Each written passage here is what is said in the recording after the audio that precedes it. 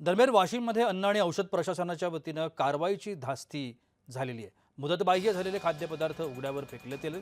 वाशिम जिल्ह्यामध्ये अनेक ठिकाणी अन्न आणि औषध प्रशासनाच्या वतीनं कारवाई करण्यात येत असल्यानं दुकानातील मुदतबाह्य झालेले खाद्यपदार्थ तसंच किराणा वस्तू रस्त्याच्या कडेला फेकून देण्याचा प्रकार अनेक ठिकाणी समोर आला। अन्न आणि औषध प्रशासनाच्या कारवाईला सामोरं जाण्याच्या धास्तीनं आता या मुदतबाह्य झालेले खाद्यपदार्थ रस्त्याच्या कडेला फेकून दिले जात असल्याचं चित्र वाशिममध्ये दिसून येत आहे।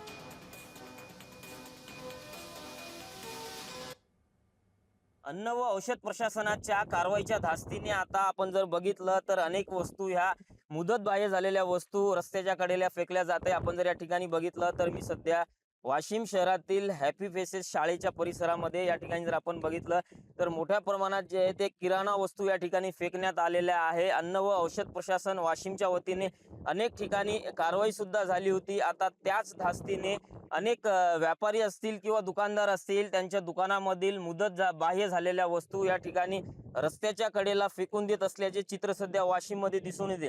त्यामुळे कुठेतरी अन्न व औषध प्रशासनाच्या कारवाईची ही धास्ती म्हणावी लागेल। या ठिकाणी जर आपण बघितलं तर मोठ्या प्रमाणात किराणा वस्तू असतील हे या ठिकाणी फेकून देण्यात आल्याचं चित्र या ठिकाणी आता दिसून येते। कॅमेरा पर्सन नाजीर शेखसह मी विशाल राऊत, जय महाराष्ट्र न्यूज, वाशिम।